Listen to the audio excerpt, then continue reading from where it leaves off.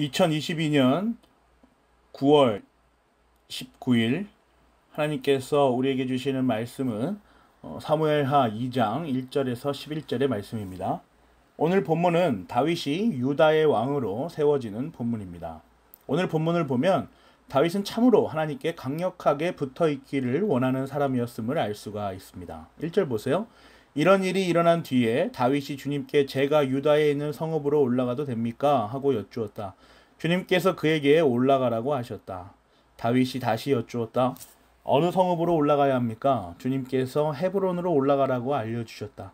올라가도 되는지 어느 성읍으로 올라가야 하는지 아주 상세하게 하나님께 여쭈어 보는 다윗입니다.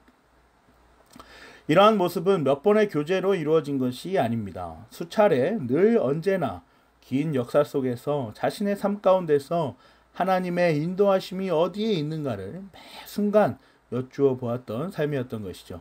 작은 일 하나까지도 하나님과의 교제를 중요하게 생각하는 다윗의 모습을 성경은 그대로 보여줍니다. 하나님께서 말씀하시는 내용에 즉각 순종하며 실행하는 다윗을 이어서 봅니다. 2절과 3절입니다. 그리하여 다윗이 그곳으로 올라갔고 그의 두 아내 이스라엘 여인 아히노암과 갈멜 사람 나발의 아내였던 아비가일도 함께 올라갔다. 다윗은 자기의 부하들과 그들의 온 가족을 함께 데리고 올라가서 헤브론의 여러 성읍에서 살도록 하였다. 이어서 하나님의 길을 묻고 그대로 순종하는 다윗에게 생각지도 못한, 그가 예상하지도 못했던 하나님께서 예비하신 길들이 펼쳐집니다. 4절입니다. 유다 사람들이 찾아와서 그곳에서 다윗에게 기름을 부어서 유다 사람의 왕으로 삼았다. 사울을 장사 지낸 사람들이 길르앗의 야베스 사람들이라는 소식이 다윗에게 전해지니, 자, 벼랑간 유다 사람들이 찾아오죠. 그리고 다윗이 머무는 곳, 하나님께서 예비하신 그곳에서 기름을 부어 유다 사람의 왕으로 세우십니다. 그리고 그가 한 행동을 5절과 6절에서 한번 보세요. 다윗이 길르앗의 야베스 주민에게 사절을 보내어서 그들에게 이와 같이 전하였다. 야베스 주민 여러분이 사울 왕의 장례를 잘 치러서 왕에게 의리를 지켰으니 주님께서 여러분에게 복을 주시기를 바랍니다. 여러분이 그러한 일을 하였으니 이제는 주님께서 여러분을 친절과 성실로 대하여 주시기를 바랍니다. 나도 여러분을 잘 대접하겠습니다. 비록 죽었지만 이전 왕이었던 사울을 대하는 그의 행동들은 사울을 존중하는 것을 넘어서 하나님께서 세우셨다라는 그 하나님의 권위를 생각하는 것을 볼 수가 있죠. 이는 하나님과의 관계에서 우리가 충분히 확인해 볼 수 있는 겁니다. 자, 5절과 6절의 본문에서 보세요. 왕에게 의리를 지켰습니다. 주님께서 여러분에게 복을 주시기를 바랍니다. 이들에게 하나님으로부터 오는, 그 하나님의 권위로부터 오는 복을 기원하죠. 어떻게 이렇게 말할 수가 있어요? 다윗은 하나님과의 관계가 아주 긴밀했기 때문이에요. 긴밀하지 않으면 이런 말을 감히 할 수가 없겠죠. 그렇지 않겠어요? 하나님과의 관계가 없는데, 하나님과의 관계가 긴밀하지 않은데 하나님으로부터 오는 복을 어떻게 감히 기원할 수 있겠습니까? 그죠? 주님께서 여러분을 친절과 성실로 대하여 주시기를 바랍니다. 이렇게 말할 수 있는 거죠. 나도 여러분을 잘 대접하겠습니다. 그 권위에 따라 나도 여러분을 잘 섬기겠습니다. 이런 말이죠. 윤리적 차원에서 또는 인간적으로 왕에 대한 예우를 충분히 갖추고 있지 않습니까? 또한 사울의 장례를 치룬 사람들에게도 후한 예우를 갖추고 있는 모습을 보여줍니다. 7절 보세요. 비록 여러분의 왕 사울 임금님은 세상을 떠나셨으나 유다 사람이 나에게 기름을 부어서 왕으로 삼았으니 여러분은 이제 낙심하지 말고 용기를 내기를 바랍니다. 자신이 잘 대접할 때니 이제 내가 왕으로 세움을 받아서 여러분을 챙길 수가 있게 되었으니 걱정 말라라는 용기를 자신 있게 부어주기도 하죠. 생각해 보세요. 사울은 다윗에게는 악과 같은 존재였죠. 도망다니기 바빴고 죽을 고비도 몇 번 넘겼습니다. 그런데 우리가 잘 아는 것처럼 다윗은 사울을 바로 죽일 수 있었음에도 불구하고 하나님께서 세우신 왕이라고 말하며 그에게 칼을 대지 않습니다. 마음이 넓고 용기가 있으며 심지가 곧은 인물이 바로 다윗이다라는 걸 우리가 알 수 있죠. 또 하나님과의 관계 가운데서 나온 그 용기와 담대함이다라는 것을 우리가 그걸 또 가장 우선시하는 다윗을 우리가 볼 수 있습니다.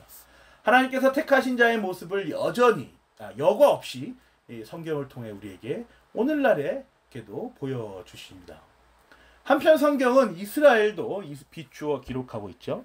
8절 9절 보세요. 넬의 아들 아브넬은 사울의 군대 사령관인데 그가 사울의 아들 이스보셋을 데리고 마하나임으로 건너갔다. 거기에서 그는 이스보셋을 왕으로 삼아서 길르앗과 아술과 이스르엘과 에브라임과 베냐민과 온 이스라엘을 다스리게 하였다.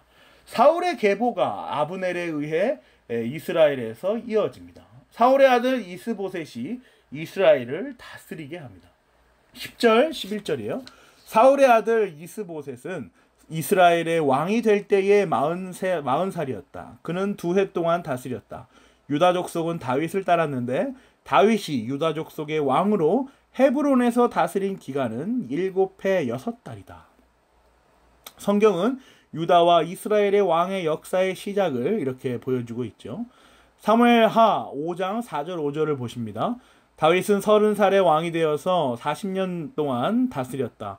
그는 헤브론에서 7해 6달 동안 유다를 다스리고 예루살렘에서 33해 동안 온 이스라엘과 유다를 다스렸다.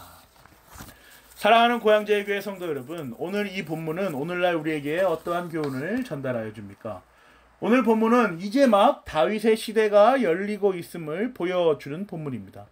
다윗은 유다 족속의 왕으로서 7년 반을 다스린 다음 온 이스라엘과 유다를 33년 동안 다스리죠. 그 시작이 오늘 본문입니다.